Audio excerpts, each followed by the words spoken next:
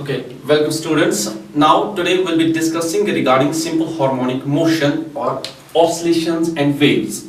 The first part of the topic will be starting with oscillations.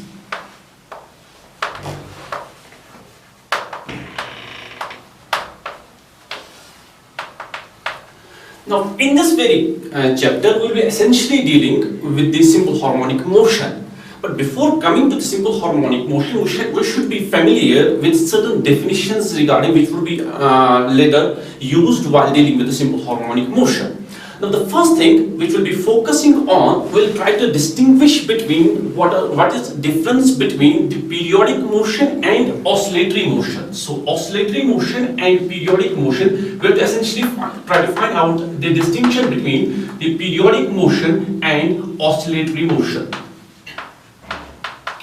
Even before coming to the oscillatory motion, if we will try to define periodic motion we define it as a motion which repeats after regular intervals of time.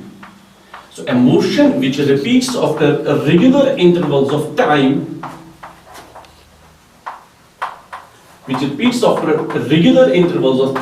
is known as a periodic motion. So any motion which repeats itself after regular intervals of time is known as periodic motion. So the necessary and sufficient condition for a motion to be called as periodic motion is only one thing, and that is it should repeat itself after regular intervals of time. Now to understand this periodic motion, we can have certain examples of this periodic motion. You have to understand any motion which repeats after regular intervals of time may be designated as a periodic motion. Now let's take the example of rotation of Earth.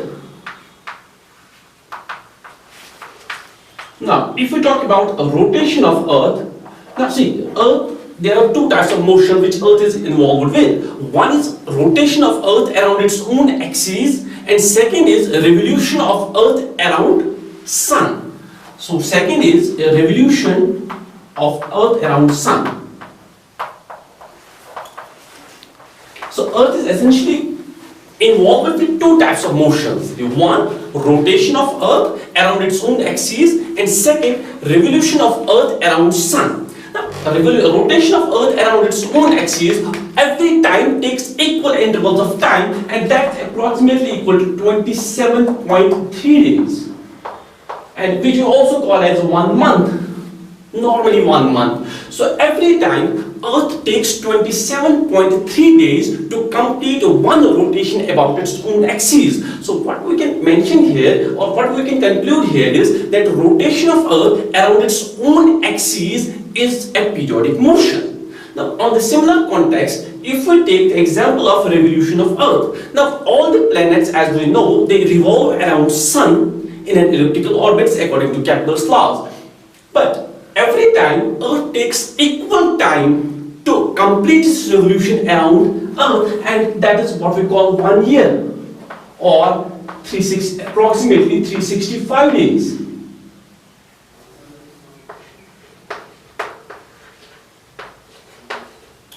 So revolution of Earth around Sun is also a periodic motion. So the only condition for a motion to be called as periodic motion is it should repeat after equal intervals of time, because every time Earth takes approximately 365 days to complete its revolution around Sun. On a similar context, we can have various other examples, like we can have hands of a clock. Hands of a clock. Now suppose, for the sake of argument, if we take the hour hand, it takes all the time 12 hours to repeat its position. Suppose the hour hand is currently at position 1. After 12 hours, it will again be at the same position. After 12 hours, it will be again at the same position. So we can say that the hands of a clock, suppose the hour hand, the motion of hour hand of a clock is an periodic motion, and the time after which the motion repeats itself is known as time period. Obviously we will come to that in the later part of the lecture while we define time period. Similarly, you can have minute hand. All the time it will take repeat its motion after regular intervals of time. The second hand, or every time it will take a equal amount of time to repeat its motion. So all those motions which repeat itself after regular intervals of time are known as periodic motion. So before trying to compare or distinguish between the periodic motion and the oscillatory motion, the only necessary and sufficient condition for a motion to be called as periodic motion is that it should repeat after equal intervals of time. Now, if we try to focus on the oscillatory motion,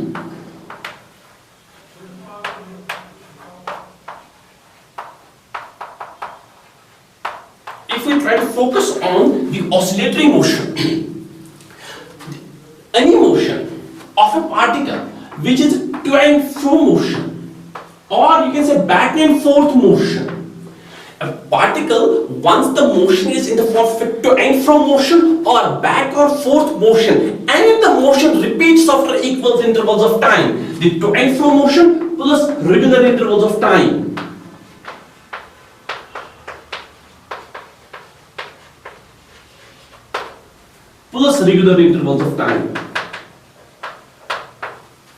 See, as far as the periodic motion was concerned, only one condition for the motion to be called a periodic, that the repetition of the motion should be after equal intervals of time. But in contrary to that, as far as the oscillatory motion is concerned, in oscillatory motion we say it's a to and fro motion or back and forth motion, and the motion should repeat after equal intervals of time. Then you call that motion as oscillatory motion. So we're discussing the oscillatory motion, and why we stated that any motion which repeats or which is in the form of a to and fro motion or back and forth motion and repeats after equal intervals of time, we can call that motion as oscillatory motion. Now let's have some examples of the oscillatory motion. Let's have the sibling mass system.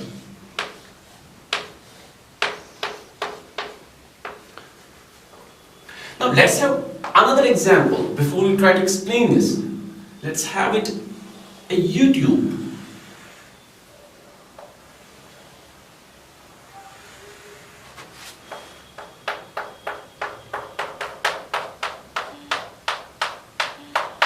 Okay, let's focus on these two examples. Now if we have a sibling mass system, while we have a sibling, a vertical undergoing vertical oscillations, and we have a mass m attached to it.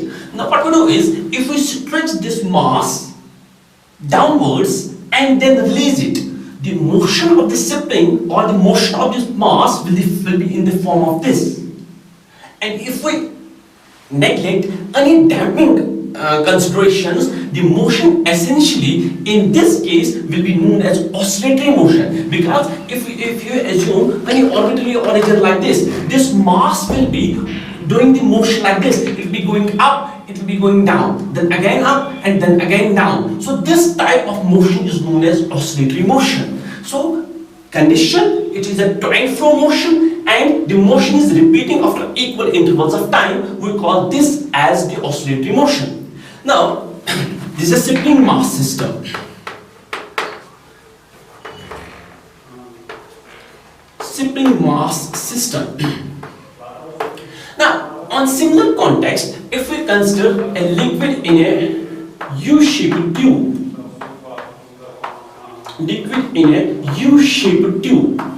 now what we do is, under normal conditions, the liquid height on both the columns would be identical.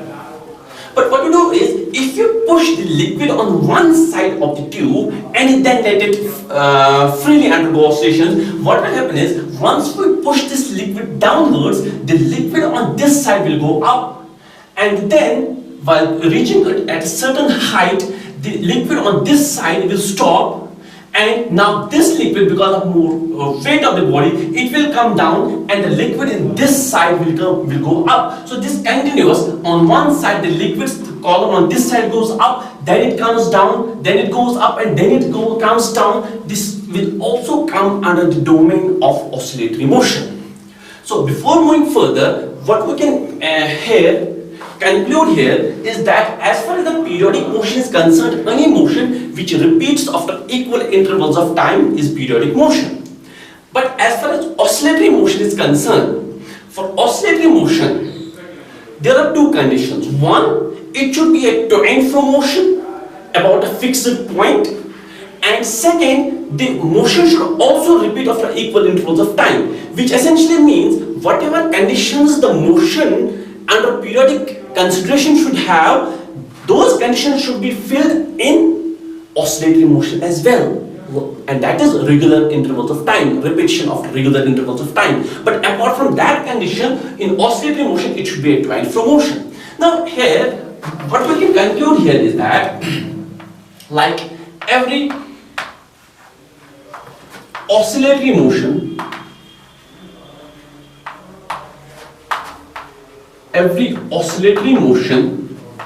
is periodic,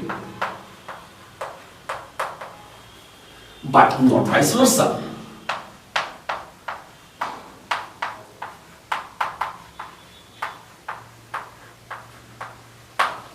Means every oscillatory motion is periodic, but every periodic motion is not oscillatory. Now let's take an example. In the earlier context, while giving the examples of periodic motion, we took the example, suppose a revolution of Earth. Now revolution of Earth around Sun is periodic because it's repeating after equal intervals of time, but it is not oscillatory. Because under oscillatory, a motion, it cannot go under a complete circular motion and a complete revolution. Oscillatory should be this way. It is about a fixed point, it's going on one extreme, coming back, going to another extreme and coming back. That's oscillatory. So every periodic motion is not oscillatory. But every oscillatory motion is periodic. Suppose we took the example of spring mass system. It is oscillatory motion, but automatically it is periodic because the motion is repeating after equal intervals of time. Suppose we took the example of a liquid in a U-shaped tube. It is oscillatory, but automatically it becomes periodic. So every oscillatory motion is already periodic, because in periodic, the conditions which the motion should have to be periodic, those are already filled in the oscillatory motion. Because in oscillatory motion, apart from being a twine flow motion, it should also repeat after equal intervals of time. So once the oscillatory motion repeats itself after regular intervals of time, it automatically becomes periodic as well. So that is what we mean by this sentence, that every oscillatory motion is periodic but not vice versa. So we took the example of, we have a spring mass system. It is oscillatory, but automatically it is periodic because the motion is repeating after equal intervals of time. Similarly, the liquid in a U-shaped tube. But on the other context, we are talking about, suppose, the revolution of Earth around Sun. It is periodic but not oscillatory. Similarly, we may talk about the motion of a minute hand of a clock, motion of an hour hand of a clock. Those are periodic, but those are not oscillatory. So this is the distinction between the periodic and oscillatory motion. Now there is again one fine distinction we call as oscillation and vibration. What is the distinction between oscillation and vibration?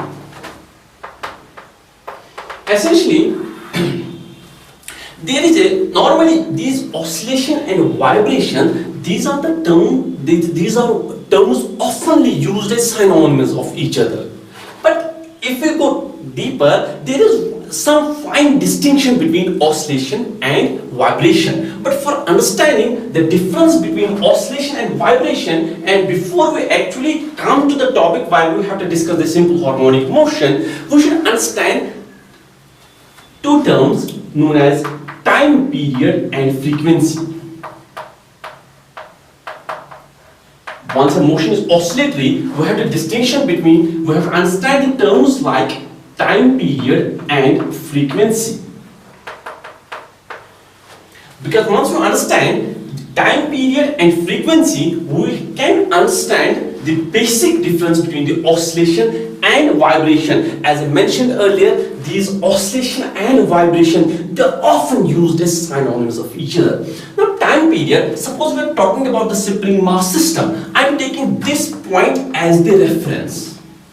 And now, once I have stretched this mass and raised it, now this mass is undergoing the oscillatory motion. So that once the mass goes up here and it starts to come down, now the position where from this mass again starts to come down is known as extreme position. So, and it comes down and goes to other extreme. So once this spring mass system from here, one extreme to another extreme, and comes back to its original position, the total time taken by a body to complete one oscillation is known as time period.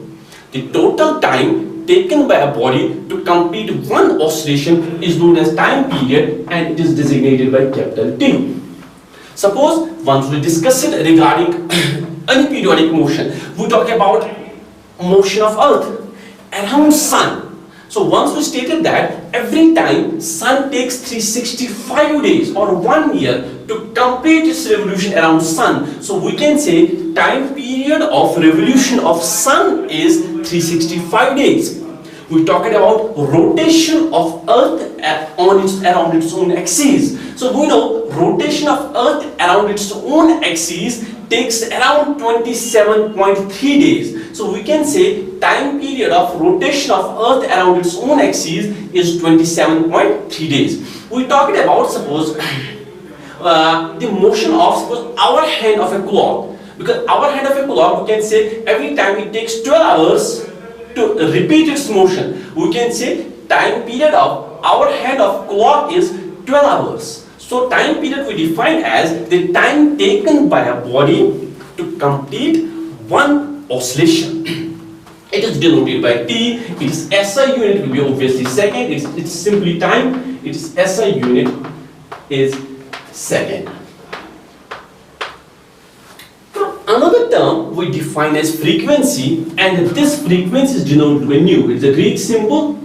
We pronounce it like nu. Now frequency, mathematically we write frequency as it is inverse of the time period. Now what do we mean physically by the frequency? Frequency we define as number of oscillations completed per second. So the number of oscillations carried by a periodic motion in 1 second is defined as frequency, and it is SI unit. Obviously it is second inverse. It is 1 by second. It will be like this, 1 by second, or you can write it second inverse, or that second inverse we call as hertz. So the time period has a SI unit of second, and frequency, which mathematically we define as inverse of the time period, its SI unit is 1 by second, second inverse, or hertz. Now why we define these two terms at this juncture is we want to have that fine distinction between oscillation and vibration. As I earlier mentioned, that these oscillations and vibration, they normally use as synonyms of each other, but the fine difference is that in case of an oscillatory motion, if the frequency of oscillation is low, so if frequency of an oscillation is small, if frequency is small, you call it as oscillation. And if frequency is large, we call it as vibration. We call it as vibration. Suppose if a particle is oscillating this way, it's moving slowly, we can call it oscillation. But if the motion is this way, it's fast, its frequency is more, we can call this motion as vibration. So essentially, technically, oscillation and vibration are both synonymous of each other. The requirement for both types of motion is same, that is the repetition of regular intervals of time and the to and fro motion about a fixed point in case of both oscillation and vibration. But the difference is, in case the frequency of the motion is small, like a body is moving like this way, you may call it as oscillation. But once the frequency is more, a body is moving this way, you call it as vibration. So this is the essential distinction between oscillation and vibration before we come to the next point. Okay, so we were defining the time period and frequency while we try to distinguish between the oscillatory and vibratory motion. Now, let's take a simple numerical based on this, how we calculate time period and frequency. Suppose we have an issue like this. Now let's take the simplest example of a human heart. So a human heart, in normal cases, let's say it has 80 vibrations per second, or 80 beats to be more precise It's 80 beats per second. So a human heart beats 80 times per second, and what you are supposed to do is you are supposed to calculate its time period and frequency. Calculate its time period and frequency. This is the simplest case before we move further. So a human heart beats 80 times per second. We have to calculate the time period and frequency. Obviously we know the time for 80 vibrations or 80 periods, 80 beats is equal to it's not in 80 beats per second, it's 80 beats per minute. So time period for 80 beats is around 1 minute, means 60 seconds. So what will be there? Because once we have to discuss the frequency, we have to see how much beats are there in 1 second. So time for 1 beat, time for 80 beats, it is 60 seconds. So for 1 beat, or the time taken for 1 beat, it will be obviously it is less than 1 second. So time taken for 1 beat is 60 divided by 80. Because time taken for 80 beats is 60 seconds, time taken for 1 beat, it will be 60 divided by 80. This will be approximately 0.75 second. So the time taken by a human heart to complete 1 beat is 0.1 second, and this is essentially which you call as time period. So the time period of a human heartbeat is 0.1 second in case we consider it to be 80 beats per minute. Now, as far as the frequency is defined, we define frequency mathematically as it is inverse of time period. T we calculated here to be 0.175 seconds. It is 1 divided by 0.75 seconds. So 1 divided by 0.75 will be approximately 1.33. Since we have taken the SI unit of time period to be SI unit of time, and that's second, so the frequency will also come in the SI unit, that is hertz. So the frequency is 1.33 hertz and the time period is 0.75 seconds. So this is essentially how we will calculate. Obviously in the complex situations also, the essence of the physical significance remains same of the time period and frequency, and we try to distinguish that in case this frequency is small, we may call it oscillatory motion. In case this frequency is large, we may call it as vibratory motion. Okay, we will define the periodic motion. Why we define periodic motion as a motion which repeats after equal intervals of time. Now, what we'll try to do is, before coming to the simple harmonic motion and defining simple harmonic motion, we need to essentially understand the concept of periodic function. Now, on a similar context, why we stated that periodic motion is a motion which repeats after equal intervals of time. On similar context, we say a function which repeats its value, after regular intervals. A function which repeats its values after regular intervals is known as a periodic function. So a function which repeats its values after regular intervals is known as a periodic function. Now let's take examples to deliberate on the issue and try to understand what a periodic function is. Now mathematically, in trigonometry, we see sine and cosine function or trigonometric functions. Sine and cosine function or periodic functions. Once we say sine and cosine function or periodic functions, but suppose if we talk about tan this is not periodic. Tan is not a periodic function, but sine and cosine functions are periodic functions. Now let's try to discuss that. Now, if we have the values of, let's take theta. Let's write it right here, sine of theta, and let's write here cosine of theta.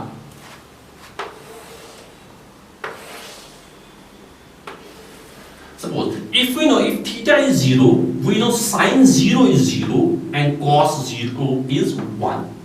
Now let's then take, if we take say 45, we know here sine of 45 is 1 upon root 2, cos of 45 is also 1 upon root 2. Then if we take say sine, then we take 90, sine of 90 is 1, cos of 90 is 0. Then again obviously then we will be taking say 180, sine of 180 is again 0, cos of 180 is minus 1. Then obviously we will be taking this 360, sine of 360 may again come to be 0, this may again come to be 1. Now once we try to analyze these values of theta and their corresponding values for sine theta and cos theta, what we see here is that the values of sine theta and cosine theta, they repeat after regular intervals. Regular intervals in the context regular intervals in the context the regular intervals in the context that once the whatever value was, once theta was 0, sine theta is 0, the same value will be repeated after 360 degrees. So once after 360 degrees, the value of sine theta again comes out to be 0. Similarly, once the value of theta was 0, the value of cosine of theta was 1. After 360 degrees, again same thing happens, that cosine of 360 degree will again be equal to 1. And once we try to plot these things graphically, see, let's start. Here we have theta, and you can have it here. If this axis we can have say sine of theta, and this axis we have theta, the graph we may get it this way. And if we try to plot the graph for cosine of theta with theta, the graph we may get this way, which essentially means once theta is 0, sine theta is also 0. Once theta is, say, let's call this complete cycle, because here what you see is after this much of interval, the motion again repeats itself, and this much of interval is known as time period. And here it is equal to 2 pi or 360 degrees. 2 pi or 360 degrees. So in case of cosine theta, once the theta is equal to 0, cosine of theta is equal to 1. And once the theta comes out to be 90, the cosine of theta comes out to be 0. So this whole we call as, from here up here, we call it as a time period, because this is the time after which the motion repeats itself. And if you take this, this will be 1/4 of a time period, means this is t by 4. This is half of the time period, you may write it t by 2. And this you may write maybe 3t by 4, and this will be final t. Or in terms of angle, if you write it in by, its total is 2 pi, so this much here you will be pi by 2, here this will be equal to pi, and here this may be equal to, this one will be equal to 2 pi, and this will be equal to 4, this will be equal to 3 pi by 2. Or in terms of degrees, you may write it 90 degree, we may write it 180 degree, we may write it 270 degree, and we may write it 360 degree. So sine and cosine functions, since they repeat after equal intervals of time, those functions are known as periodic function. But the same thing is not happening in case of tan. If you analyze the same analogy in case of the tangent of theta, you will see it will go from 0 to infinity. So it doesn't repeat its values after equal intervals of time. So those functions which repeat their values after regular intervals of time may be called as periodic functions. And how do we mathematically now represent these periodic functions? Now here on one axis we have sine of theta, and on the other axis we had theta. Now let's try to analyze here. If we have any function, so let's represent this function as f of t. We can write this function as, let's suppose this is sine of omega t. We can write it this one, this sinusoidal function. Or if you have another function, let's represent that function as g of t. You may write it, this is equal to cosine of omega t, because you can represent a periodic function by either a sine function or a cosine function. Now this omega here, we know this omega is equal to 2 pi upon t, where capital T is the time period, omega is the angular frequency. So using it here, we will have it sine of 2 pi by t into the small t. Similarly, this is cos of 2 pi upon t into this small t. Why this capital T is the time period, omega is the angular frequency. So this is essentially how we define a periodic function. But taking it one step ahead, we can define in general any function, a periodic function. We may define it like this. We may define it like this: a1, suppose sine of 2 pi by t into small t plus b1 cos of 2 pi by t into small t. But here we will not define this a1 and b1, we simply call these a1 and b1 their coefficients, or they might coefficients. We will later name these coefficients because they are known as Fourier coefficients. So a linear combination of, just try to understand here, this is a periodic function having time period t. This is another periodic function which is represented by a cosine function again having time period t. The linear combination of these two,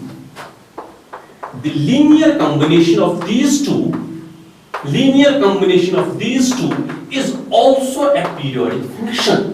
So a linear combination of two periodic functions having same time period. Just imagine here, time period here is same. So a linear combination of two periodic functions having same time period, here we have represented by capital T, is also a periodic function. And then there is one more thing. In case, suppose for a particular these functions, sine and cosine functions, we know the time period after which the function repeats itself is 2 pi or 360 degrees. It essentially means whatever value you will have for say sine of theta, let's call it whatever value you will have for sine of theta, you will have same value for sine of theta plus 2 pi. Whatever value you will have for cos of theta, you will have same value for cos of theta plus 2 pi. Because after 2 pi time period, the function will repeat its values, which means whatever value will be there for suppose sine of 0, will have same value for sine of 0 plus 360 degrees. Whatever value we will have for suppose cos of 10 degrees, we will have the same value for cos of 10 plus 360 degrees.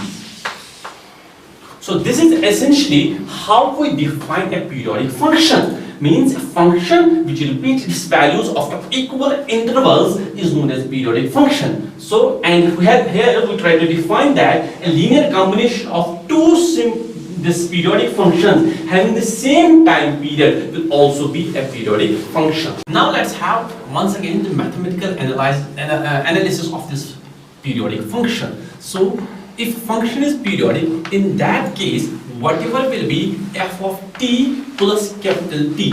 Just remember, capital T is the time period of periodic motion and small t is any time interval. This should be equal to f of t. Just suppose in case of sine and cosine functions, so it will be f of sine or cosine, it will be f of say t plus 2 pi. This will be equal to f of t because 2 pi is the time period or the period of the function. Similarly, we will have f of t plus this here the time period t is equal to 2 pi. Similarly, we will have f of t plus twice this time period. This will again be equal to f of t, which means we will have f of t plus 2 into 2 pi means 4 pi.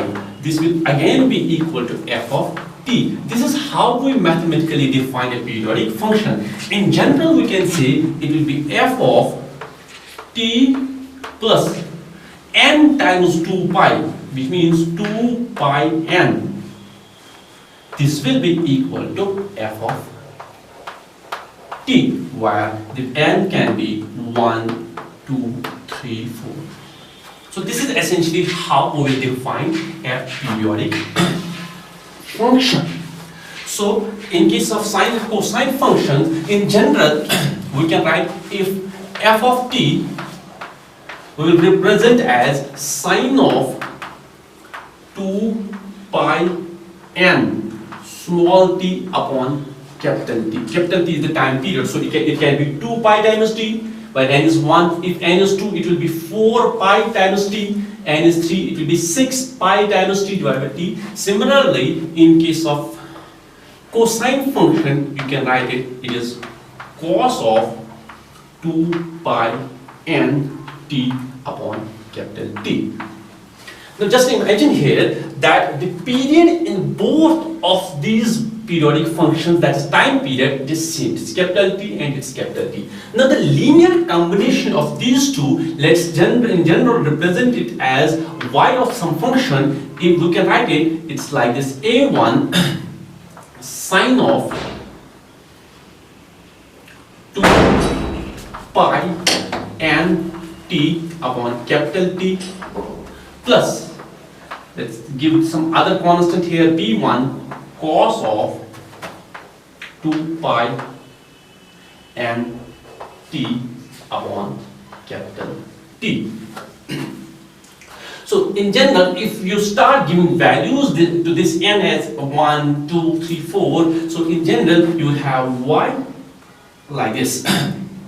Y of t, it may be equal to some a0 plus, if we have a1, let's give this value n equal to 1 sine of 2 pi, n is 1 t by capital T, then giving value of n as 2, we can write it an and bn.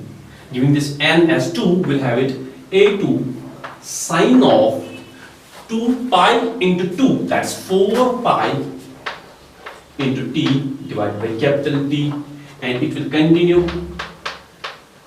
Then start giving values to this b, it will be b1 cos of 2 pi t by capital T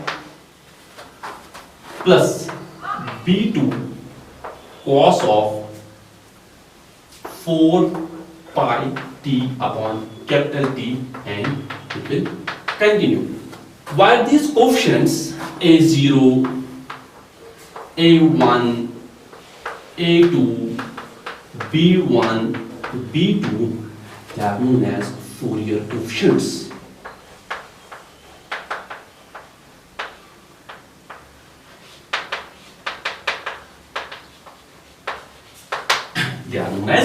Fourier coefficients. So this is how we mathematically try to analyze a periodic function. So before moving on, what we stated here is that a motion which repeats after equal intervals of time is known as periodic motion, and on a similar context, a function which repeats its value after equal intervals of time is known as the periodic function.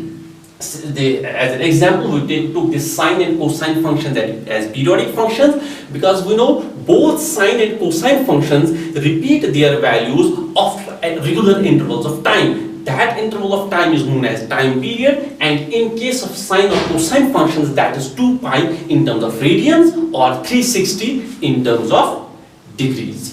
Now we define periodic functions because we'll be able to understand what are periodic functions once we know what are not periodic functions. For the sake of argument, as a rule, we say the logarithmic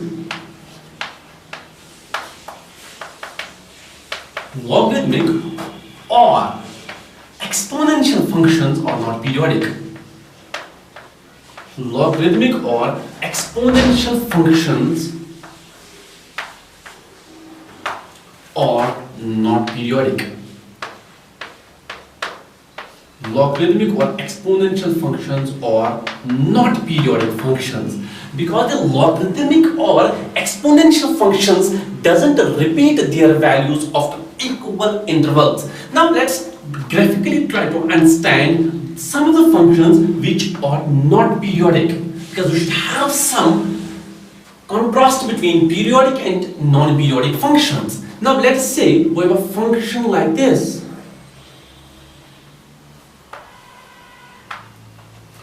In another case, we may have a function like this. Let's say here we have e raised to the power of omega t, and here we have t. And obviously, it is an exponential function. It will be this way. As another example of this non-periodic function, if we write here, suppose this axis is e raised to the power of minus omega square t, and this we write as t, this may be this way. Now see, this function is not periodic because there is not the periodic function. So let's suppose this is not logarithmic or this exponential function, but in this thing you will see, if we have suppose one cycle, this is a separate time period, another cycle this will have a different time period, this will have a different time period if we extend here. So a function or a motion which comprises of more, while the motion is comprising of more than one time period, or we may not be periodic. So this is not a periodic function, because this function cannot be represented by a single harmonic function or a single periodic function. You cannot represent it by any single periodic function. Similarly, if we have this case, if we have here e raised to the power of omega t and this axis is t, now what will happen if suppose t tends to be infinity? What will be e raised to the power of omega t? E raised to the power of omega t will be equal to e raised to the power of infinity. Omega is t is infinity, e raised to the power of infinity is equal to infinity. So what you see here is that once t approaches infinity, this function on the y-axis also approaches infinity, means its values will not repeat after equal intervals of time. So this function is also not periodic. Now let's take this example. Now here what will happen if suppose t approaches infinity? So you will have here 1 by e raised to the power of omega square t. So it will be 1 by e raised to the power of infinity, that is 0. So it essentially means once t approaches 0, the function on the y-axis, which is this here, e raised to the power of minus omega square t, also it approaches 0, which essentially means whether this function or this function, they are not periodic functions because they cannot be represented by a single periodic function in this case, and in the rest of the two cases we saw that their value doesn't repeat after equal intervals of time. In this case it approaches up to infinity, and in this case it goes down to 0 and doesn't repeat itself, and these functions are known as non-periodic functions. Now, we say here, as far as oscillatory motion is concerned, once again coming back to the basic definition, that a motion which repeats itself of equal intervals of time is periodic, and a periodic motion which is in the form of to and fro motion or back and forth motion is known as oscillatory motion. Oscillatory motion. And we say the simplest form of oscillatory motion, the simplest form of oscillatory motion is known as simple harmonic motion.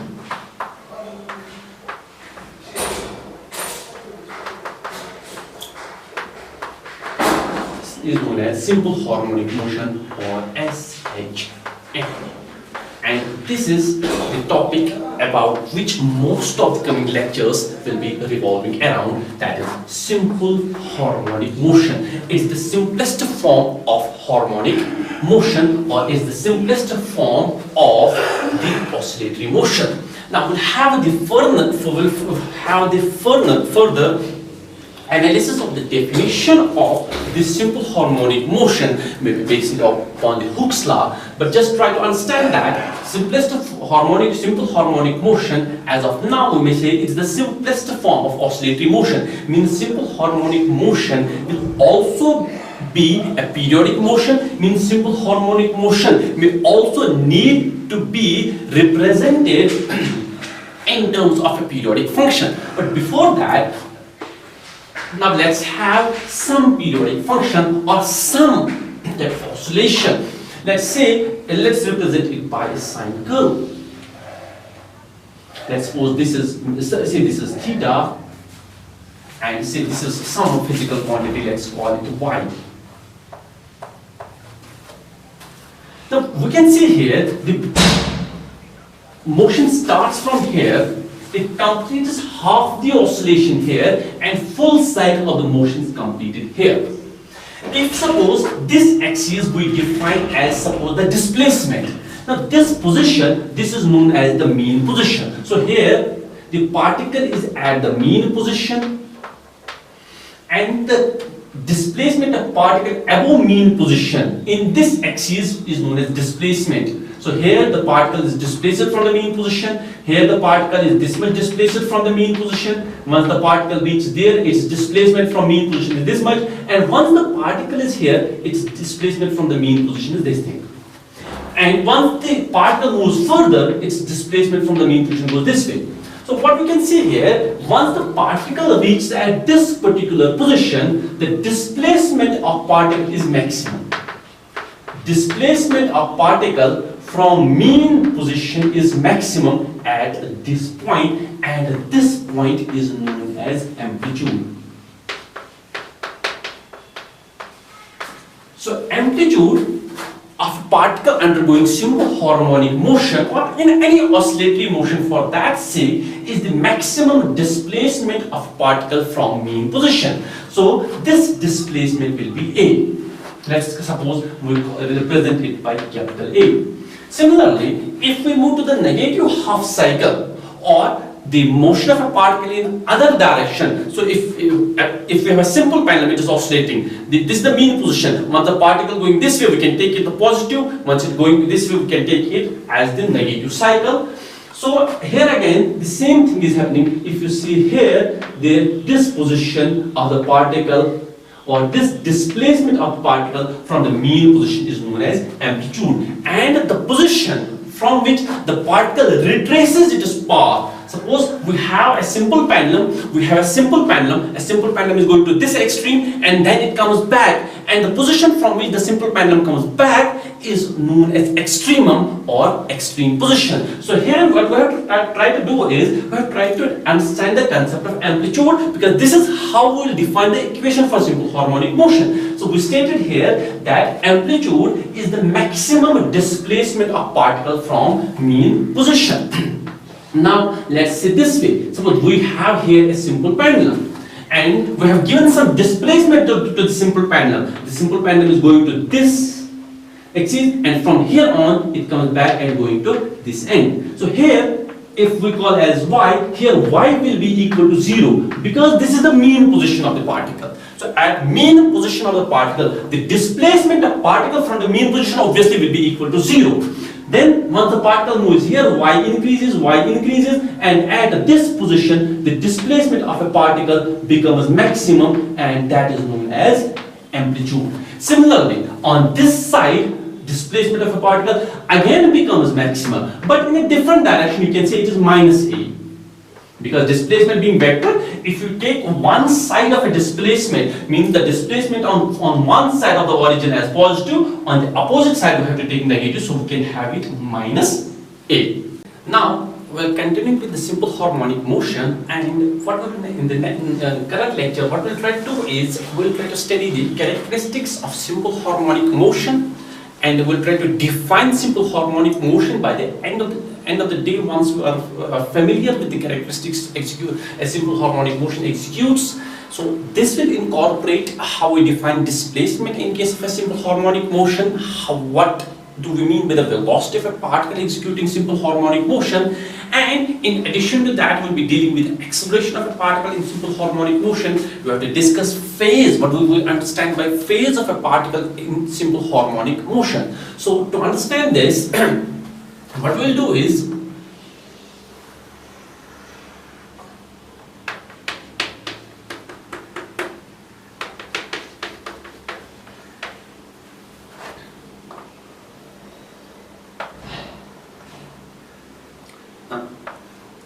from this diagram, what we'll try to understand is we'll try to understand the simple harmonic motion, the displacement of a particle in simple harmonic motion, taking into consideration a uniform circular motion of a particle. Now suppose the particle is at a position P and this is making an angle, suppose theta, where we can say theta is equal to omega t for the sake of argument.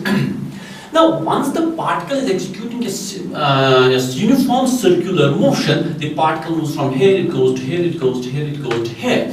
Let us suppose this coordinate, this is x, and let's call this as y.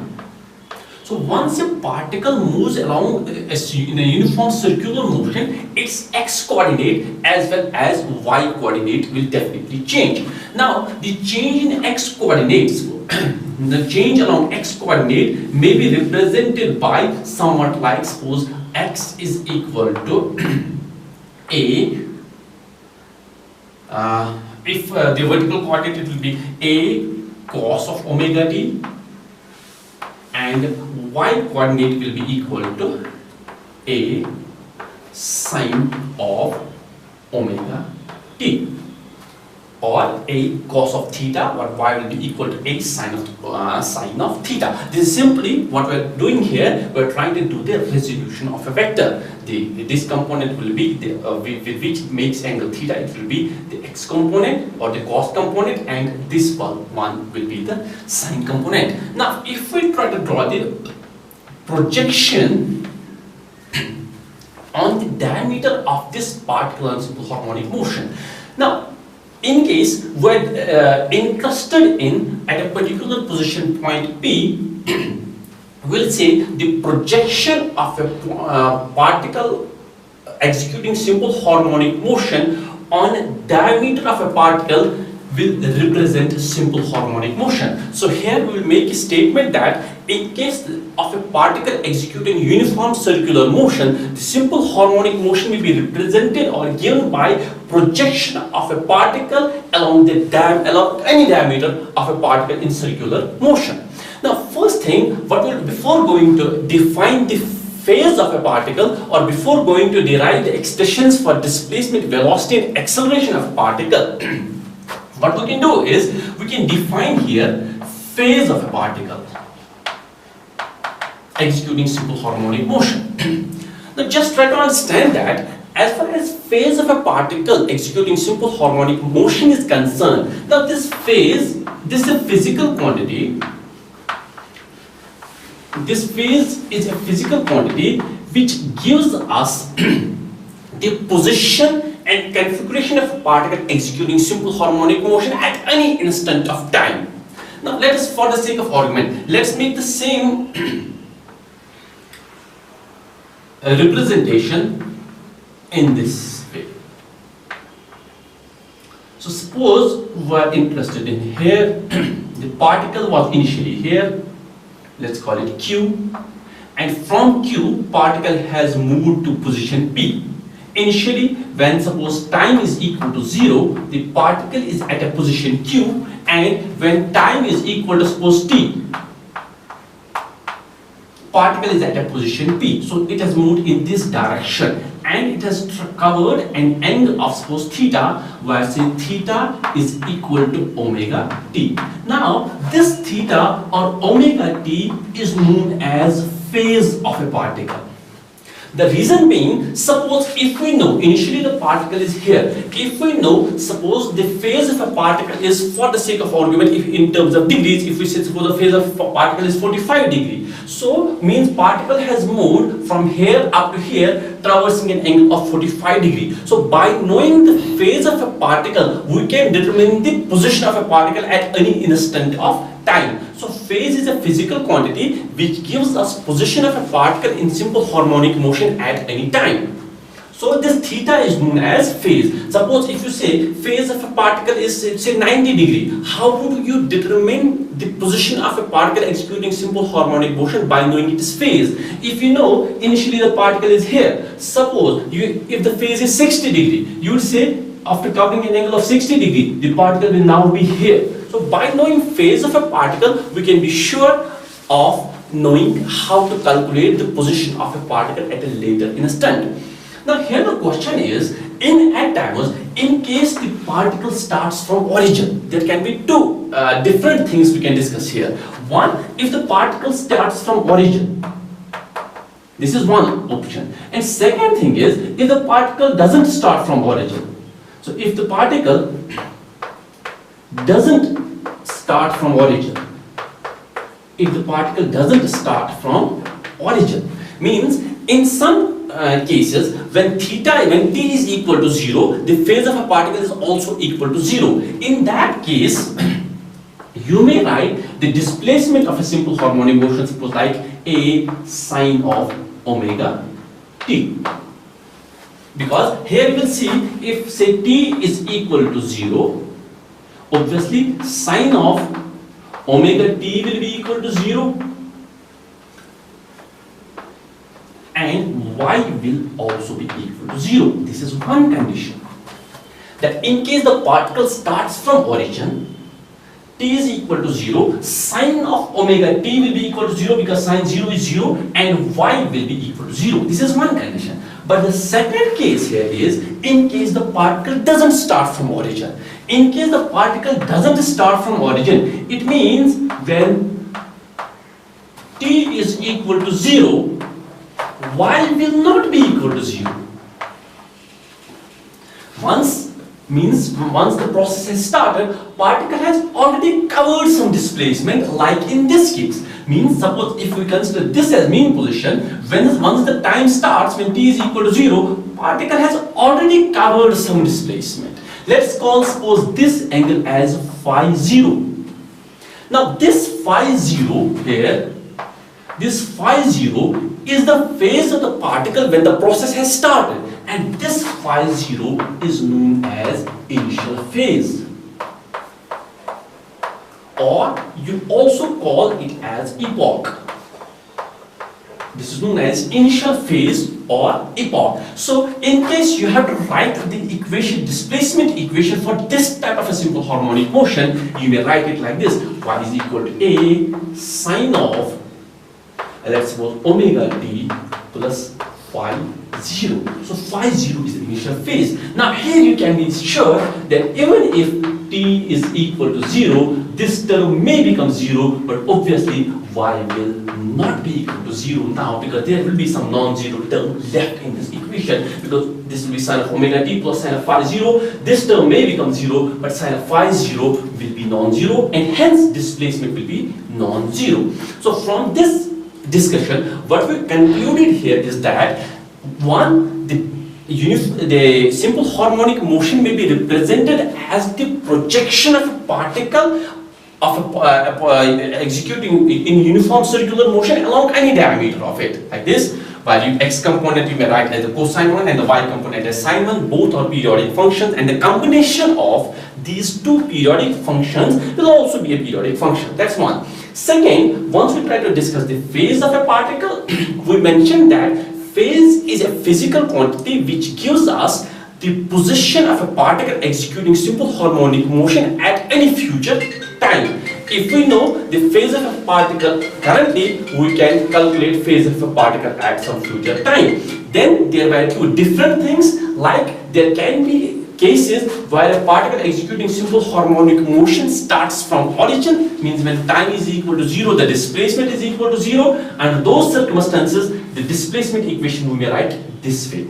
And there can be situations where when you have started analyzing the process, means when t is equal to 0, particle has already covered some displacement, means there is initially some phase there even when time has started. So here means when you have started the process from here q, particle has already covered this much of angle. So in those circumstances, even when t is equal to 0, the displacement of particle will not be equal to 0. This angle or this much of phase which the particle initially has when you have started analyzing the process is known as epoch or initial phase of the particle. Under those circumstances, we can have the displacement equation for a particle executing simple harmonic motion as a sine of omega t plus phi 0, because whenever this t is equal to 0, y will not be equal to 0 under these circumstances.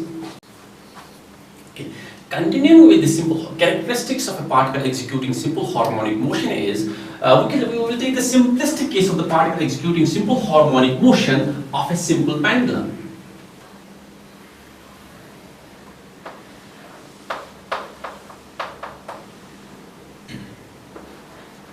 So we know a simple pendulum where we have a heavy mass attached to an essentially a massless string with a rigid support. This is a simple harmonic. This is a simple pendulum, and what we will next try to do is we will just give a displacement to the simple pendulum and then let it free to oscillate. What will happen is this simple pendulum, this pendulum or this bob will move to this side. It will stop there, come back to this original position, and then move to the next extreme. So its motion will be essentially this way. On one side, it will move to this extreme, and then it will come back to its original position, and then because of inertia of motion, it will move to the next opposite direction here. Now this position of the pendulum or any particle for that sake, this is known as mean position. So at mean position, displacement of a particle is 0. This is known as mean position. Mean position. So mean position is the original position of a particle where the particle was staying at rest when where there is no restoring force acting on the particle. And this position this is known as extremum or extreme position.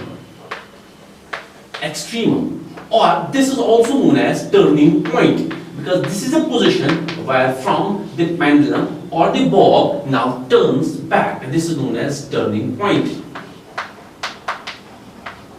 And same applies to this. This is also known as extremum or turning point.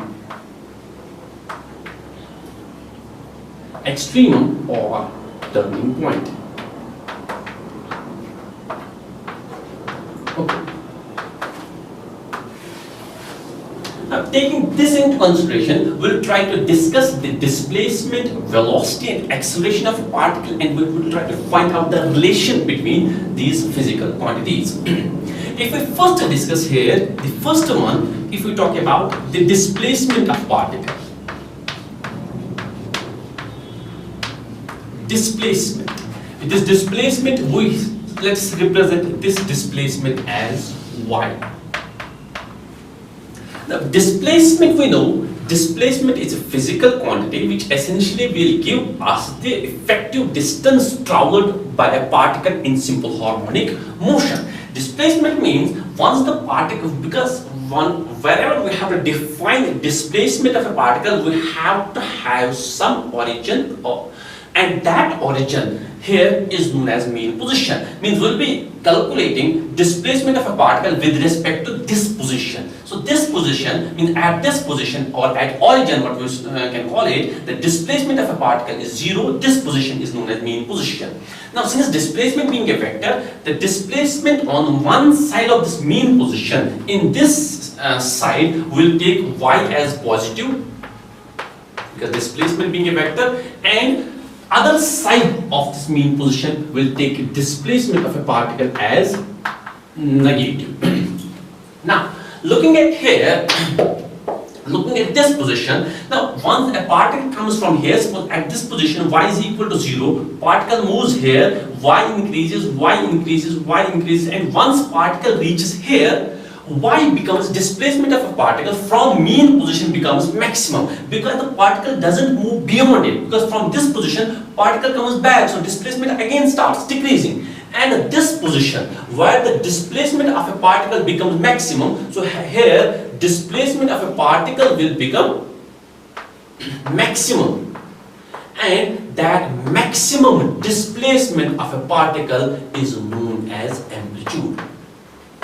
So maximum displacement of a particle is known as amplitude. So here the displacement of a particle from mean position is 0, because this is itself a mean position, and here the particle is at a maximum displacement from mean position, because from here onwards the particle turns back. That's why it is known as a turning point or extremum. So at this position displacement of a particle becomes maximum, and that maximum displacement of a particle is known as amplitude. So we can say here y max is equal to A, or you can say plus A.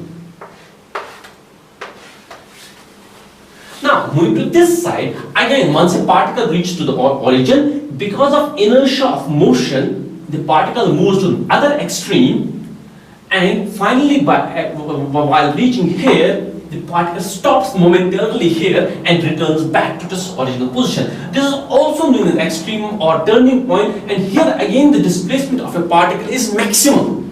But displacement being a vector, we have to designate, if we have designated displacement on right to origin as positive, we have to write it, turn this part of the displacement as negative. So here we will write as y is equal to say minus A. So magnitude of minus A plus A will be same, because the amplitude will be maximum, it will be constant, but for the sake of direction, this will be equal to plus A and this will be equal to minus A. Now here, so displacement, first let's discuss displacement only. So displacement of a particle, you write it like this: y is equal to A sine of omega t. Or even if the function is cosine, you can write y is equal to A cos of omega t. And in both the circumstances, now you know what can be the sine of omega t. What can be its maximum value? Its maximum value can be equal to 1, which once this is equal to 1, y will be equal to A. So y maximum will be equal to A. Similarly, what can be the maximum value of cos of omega t? That can again be equal to 1. This can again be equal to 1. So y max in both the cases comes out to be equal to A. That's what we were discussing here, that maximum displacement of a particle is known as amplitude. That can be also mathematically represented by these equations, because these are those both periodic functions. You can write a displacement for a particle executing simple harmonic motion by a periodic function sine of omega t or cos of omega t. It depends upon whether the function is sinusoidal or cosine. Means if the particle starts from mean position, you will write it sinusoidal. If the particle starts from extreme position, you will write it cosine function. Like here, you can write it this way. Suppose the motion can be this way, or the motion can be this way. If the motion, suppose this is theta, say, or this is any physical quantity y, this is y and this is theta. So if the motion is this way, it starts from origin, you will write sine of omega t, and if the motion starts from the extreme position, you write it cosine of omega t. In terms of simple pendulum, if you try to when to start write with the sine of omega t, when cos of omega t, suppose if you have start the motion of a particle from here, so it starts from the mean position, it will be a sinusoidal curve. If it starts from extreme position and you let it go, then the motion will continue and that will be the cosine of omega t. But in both of these cases, this omega t here represents phase and same here omega t represented phase. In both of these cases, what you have assumed is initial phase is 0 or epoch of the this function is 0. But in case there also exists some initial phase of a particle, then you may write the displacement equations as y is equal to a sine of omega t plus or minus. It depends on whether the initial phase, whether the particle leads the origin or it lags the origin, plus minus phi 0, or y is equal to a cos of omega t plus minus phi 0. So both these equations can be represented for displacement of a particle executing simple harmonic motion. Okay, now before, because we'll start with the displacement and we'll try to proceed with the velocity and then to acceleration and then try to graphically correlate these two. Now, if we define here, what are the conditions, essential conditions required? What are the essential conditions required for a particle? What are the essential conditions required for a particle to execute simple harmonic motion? To execute simple harmonic motion. Let's come to the another type of definition while we define the simple harmonic motion on the basis of Hooke's law, that the displacement of a particle in simple harmonic motion will be defining this simple harmonic motion on the basis of Hooke's law, where the restoring force is directly proportional to the displacement of the particle from its mean position and should be directed opposite to it. We'll come to that. But before that, if we have a particle here, if we have taken the example of simple pendulum, what are the essential conditions which a particle should execute or which a particle should possess in order to execute simple harmonic motion? And there essentially are two conditions. There essentially are two conditions for a particle to execute simple harmonic motion. One is known as inertia, and second is known as elasticity.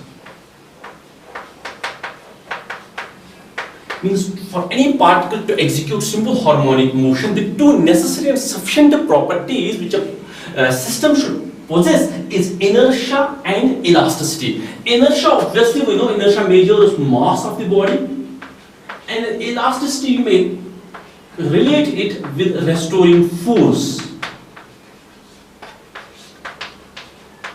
Now let's try to analyze same thing on the basis of this simple pendulum. See, what we say is, once we have displaced the simple pendulum from the mean position and it has reached to this extreme. Now the first thing is, what brings this simple pendulum back to its mean position? What brings this simple pendulum or what brings this bob back to its mean position? That is restoring force. Because restoring force will try to bring this bob back to its mean position. So unless and until the body doesn't have a restoring force, it will not come back to its mean position. So restoring force is essential for bringing a body back to its mean position. But suppose the restoring force brought this pendulum back to its mean position, and in case the body stops at mean position, again there will be no simple harmonic motion. But the body doesn't stop at mean position. Once it reaches mean position, restoring force becomes 0. But the bob doesn't stop here. Bob moves to the next extreme. So what made bob to move from mean position to extreme position? That is because of inertia of motion.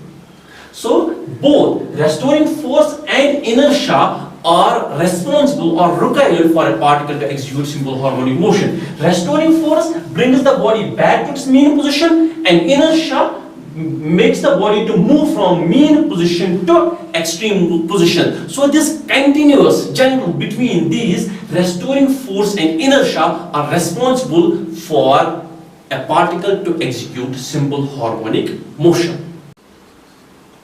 Okay, continuing with the characteristics of a simple harmonic motion, if we now discuss the velocity of a particle executing simple harmonic motion. Velocity will present here as v. Now, in case the displacement of a particle, now let's for some time, let's suppose that the initial phase of a particle is 0. Let's represent displacement of a particle as y is equal to a sine of omega t. Let's call this as equation 1. Let's be familiar with the terms. Y is displacement of a particle, a is maximum displacement or amplitude of a particle, omega into t, in totality it is the phase of a particle, because this is the argument of trigonometric function, sine is a trigonometric function, so omega t is the argument of trigonometric function, or we may call here is the phase of the particle. Omega is the angular frequency and t is any orbital time. Now, if we differentiate, we know differentiating displacement with respect to time gives us velocity of the body. So if we differentiate this displacement with respect to time, this is what we will call as velocity of the body. So this will be d by dt of y. So y is this thing, that is a sine of omega t.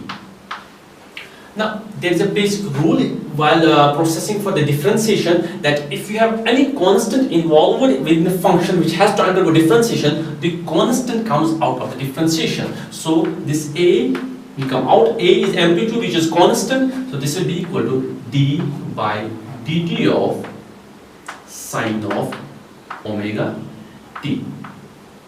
Now, differentiation of, we know d by, suppose, let's say this way, d by d theta of sine theta. We know differentiation of sine theta is cos theta.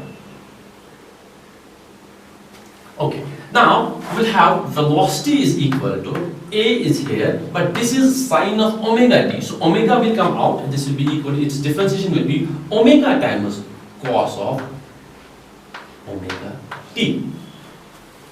Because here the internal differentiation of omega t will be equal to omega, and that omega will come out. That is omega times cos of omega t. So we'll see what we get here is velocity of a particle comes out to be equal to omega a cos of omega t. Let's give this equation a number as equation 2. So this is the expression we get for velocity of a particle executing simple harmonic motion. But just take into consideration that we have taken the displacement of a particle as a sine of omega t. If we take here as y is equal to a cos of omega t, then accordingly things may change. But as far as if we take the sinusoidal function as the displacement of a particle, the velocity of a particle comes out to be equal to omega a cos of omega t. Okay, now let's try to present this equation. This is the expression for velocity of a particle in simple harmonic motion. Now let's try to analyze this equation and try to put it in different forms like the one. So we have a basic trigonometric identity, sine square theta plus cos square theta is 1. In place of theta we have omega t. So sine square omega t plus cos square omega t, this is equal to 1.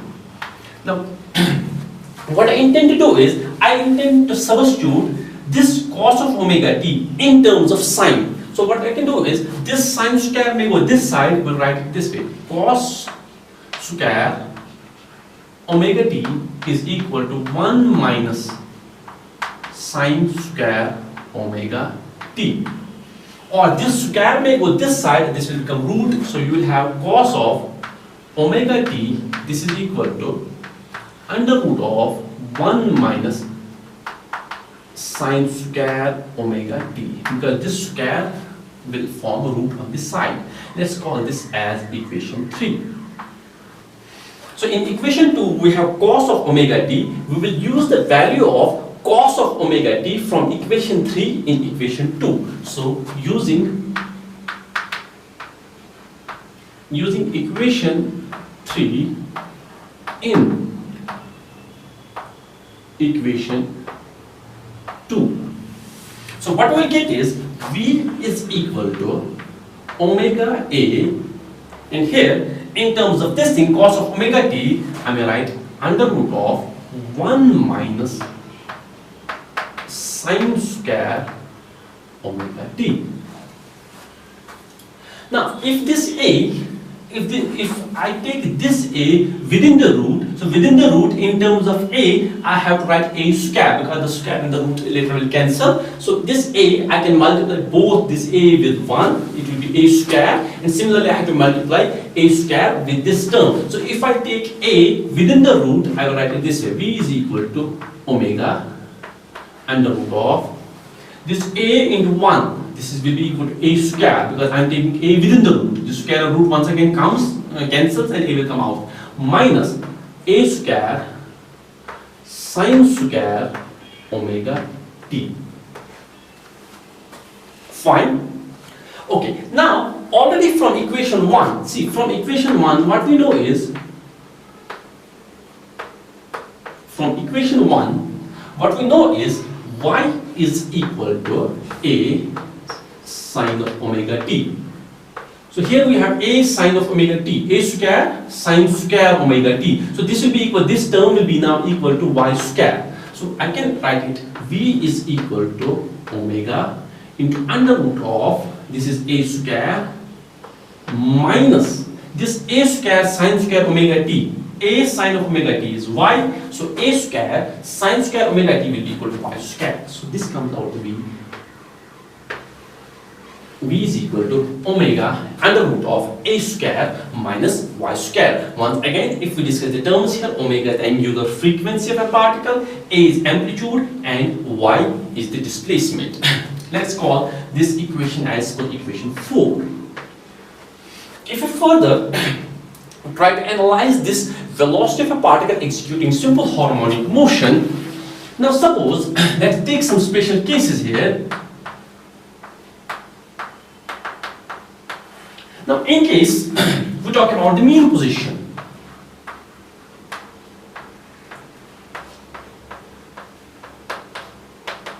if we talk about the mean position, at mean position the displacement of a particle is 0. So we have to see what will be velocity of a particle at mean position. Once this displacement of a particle is 0, so putting it equation 4, using it in equation 4, you will get V is equal to omega into under root of A square minus 0, because y is equal to 0, minus 0. So square and root cancels, V will be equal to omega A. And this will be the maximum velocity of a particle. So from here, what we conclude is that velocity of a particle will be maximum at mean position. Now let's take the second case, if we talk about the extreme position. Extreme position. At extreme position, we know displacement of a particle is equal to amplitude.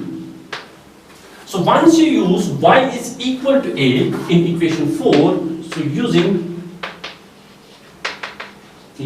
in equation 4, what we'll get is V is equal to omega under root of A square minus y is now equal to A, so this will again be equal to A square. A square minus A square is 0, so velocity will be equal to 0. Now these are some essential conclusions which we are getting from the velocity of a particle executing simple harmonic motion, that once the particle crosses the mean position, velocity of a particle is maximum and it is numerically equal to omega A, and once the particle is at the extreme position, velocity of a particle is 0. And it has to be 0 because at the extreme position, particle has to momentarily stop and then it will come back. So at extreme position, velocity of a particle is 0, and at mean position, velocity of a particle is maximum.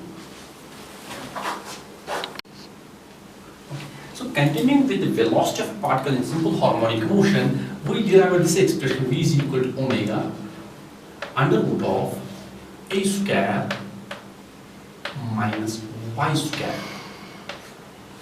This expression we derived, probably this was an equation 2 or so. What we can do is, we can square this equation on both sides. So squaring on both sides. So what we'll do is, it will be v square is equal to omega square into a square minus y square. Now this omega square, we can bring it down to v square, we'll get it v square divided by omega square is equal to a square minus y square. Now this minus y square will come on this side, this will become plus y square, so this will be v square divided by omega square plus y square is equal to a square. I got this minus y square on this side, this became plus y square. Now if we bring this a square to the denominator, this will be divided to this term as well as the second term. So what we'll get is v square divided by omega square a square plus y square by a square is equal to 1. That is an essential equation which we have obtained for a particle executing simple harmonic motion. V square by omega square a square plus y square by a square is equal to 1. The terms are v is velocity of a particle, y is displacement of a particle, omega is the angular frequency, and a is the amplitude of a particle. And we know this is an equation of ellipse. This is an equation of ellipse. So it means the velocity of a particle executing in simple harmonic motion gives us the equation of an ellipse. And if we will try to graphically show this equation, if we have, say, if this axis is the velocity and this axis is the displacement, the graph between velocity and displacement will be an ellipse. So it will be somewhat like this. While as this term, this side, this will be equal to omega a, maximum value of velocity, and this will be equal to a because maximum value of displacement is amplitude and maximum value of velocity is omega a. So if we ask a question that what is the relation, graphical relation between the velocity and displacement of a particle executing simple harmonic motion, so it's an ellipse, and which has come from this very equation. Now, so as a general case, the graph between velocity and displacement of a particle executing simple harmonic motion is an ellipse. But there can be a special case. There can be a special case. Suppose if omega is equal to 1, if angular frequency of a particle is 1 in any SI units. So once you use omega is equal to 1 in this case, once you try to substitute this omega is equal to 1 in this case, what we get is v square divided by a square plus y square by a square. This is equal to 1. Now, or you can take a square common, get it to this side, you will get v square plus y square is equal to a square. Now, this is an equation of circle. So now the graph between the velocity and displacement of a particle in case of simple harmonic motion comes out to be a circle. But we just have to take it into consideration that this comes out to be a circle under a special case once we have assumed omega to be equal to 1. But as a general rule, the graph between velocity and displacement of a particle executing simple harmonic motion is an ellipse and represented by this equation. And if we put the omega is equal to 1, then the graph between velocity and displacement of a particle executing simple harmonic motion comes out to be circle. Now the third parameter or the characteristic of a particle in simple harmonic motion is very important, and on the basis of what we will be defining in fact the simple harmonic motion, that is acceleration of a particle. Now acceleration, we know the equation for velocity of a particle in simple harmonic motion we reached here. V is equal to omega A cos of omega t. Let's call this now as equation 1. We know this omega t is the phase of a particle, omega is angular frequency, A is amplitude, and V is velocity of a particle in simple harmonic motion. Now if we differentiate equation 1, if we differentiate equation 1 with respect to time,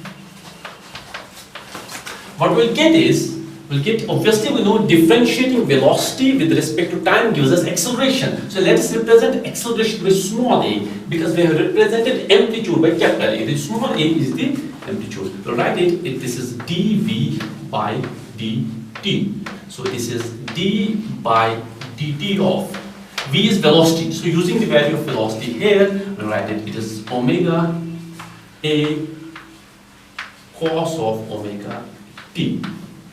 Now omega and a will take out of differentiation. We will have a is equal to omega a will take out of differentiation, both being constants. You have d by dt of cos of omega t. Now we know differentiation of cos of theta is minus sine of theta, but because of internal differentiation this omega will come out. So we will have differentiation of cos of omega t. Obviously this will be equal to minus sine of omega t, but because of internal differentiation of this part, omega will come out. So this will be omega times sine of omega t. Let's call this as equation 2, and let's call this part as equation 3. So once we using equation 3 in equation 2, what we'll get is we'll have a is equal to, we'll have a minus sign here, we'll have already, which is this omega a, and terms obtained after differentiating this function is this thing. This is omega sine of omega t. Okay, now this omega into omega becomes omega square. You have a is equal to minus omega square a sine of omega t. So this is the expression we get for acceleration of a particle executing simple harmonic motion. Now also we know that displacement of a particle we have represented as y is equal to a sine of omega t. So if we use this a sine of omega t, in place of this we can write it y.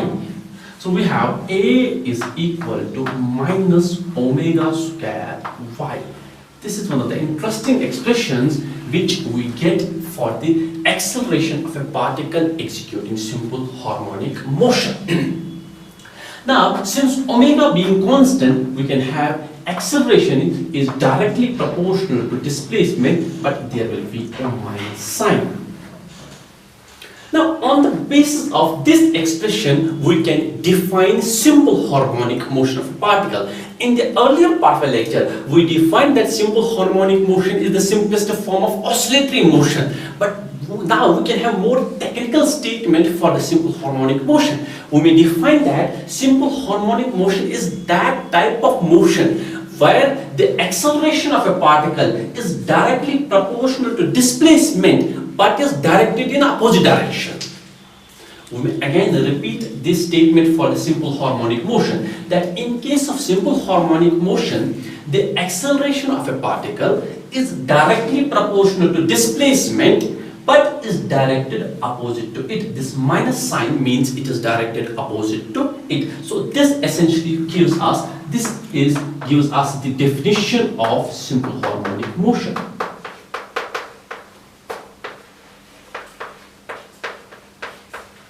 This gives us the definition of simple harmonic motion. Okay, now if we discuss some cases that what about mean position? At mean position, we know displacement of a particle is 0. So once we put y is equal to 0 in this expression, we get acceleration is also equal to 0. Which means acceleration of a particle at mean position is 0. Now let's take the other extreme, which we also call as extreme position.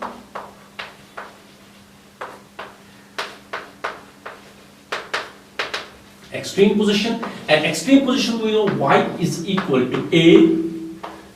So once we put y is equal to a in this equation, we will get acceleration is equal to minus omega square a, and this will be the maximum value of acceleration. So again, we can say that the acceleration of a particle at mean position is 0 and acceleration of a particle at extreme position is maximum. Okay, we got expression for acceleration like this: a is proportional to minus y, which means the graph between acceleration and y is linear. It will be a straight line. The way we try to find out the graph between velocity and displacement of a particle in simple harmonic motion, which was found out to be ellipse, and say on the same footing the graph between acceleration and displacement of a particle executing simple harmonic motion is a straight line. So this will be the graph what we will be getting this in case of acceleration of a particle in simple harmonic motion. It will be a straight line, but obviously there is a negative sign. That's why once you can see here in this quadrant acceleration is positive but displacement is negative, and here displacement is positive but acceleration is negative. One among the two has to be negative because of this thing. Otherwise, suppose had it been this way, acceleration is proportional to y, it will be a simple straight line. So the graph should have been between first and third quadrant, but owing to this negative sign, the graph is between second and fourth quadrant. Okay, now we have discussed, we have got the expression for, let me write it here. We got expression for displacement, y is equal to a sine of omega t. For the velocity we got v is equal to omega a cos of omega t, and for acceleration we got v a is equal to minus omega square y, or y is a sine of omega t. Now based on these three equations, what we derived for a particle in simple harmonic motion, that's one for displacement, second for velocity, and third for acceleration, we'll try to have some comparative analysis of these particles. Okay.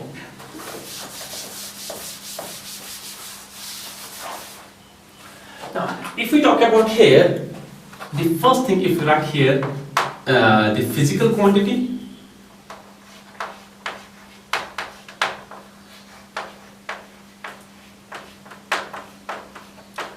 so if we talk about here, first the displacement,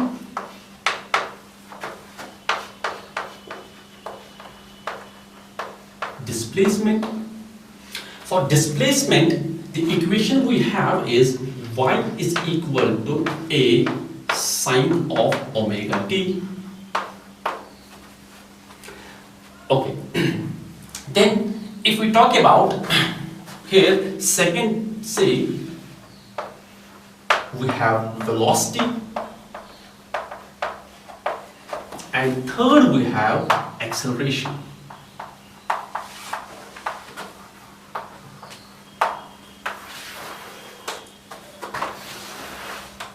Now in case of displacement, the equation is y is equal to a sine of omega t. In case of velocity, we have v is equal to omega a cos of omega t.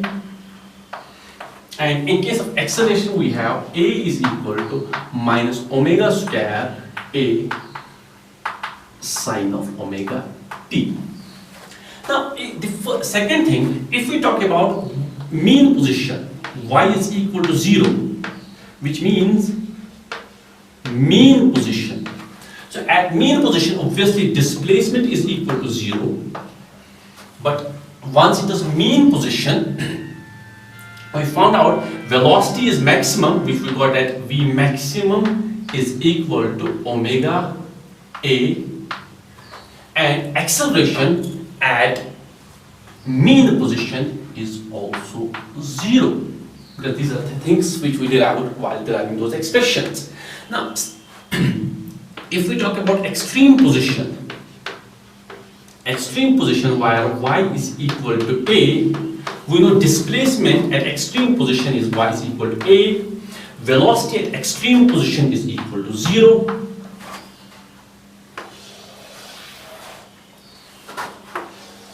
Extreme position is equal to 0, and acceleration at extreme position, this is equal to minus omega square A. It's also maximum. Okay. Now, if we talk about the graph, if suppose for a sinusoidal function, the graph for displacement versus, say, let's talk about time, we'll have a graph like this, but this is a sinusoidal function. For velocity, it will be a cosine one. So if we try to plot the graph between velocity and time, we'll have somewhat this, a cosine function, because you can see it from here. And if we talk about acceleration, the graph for acceleration,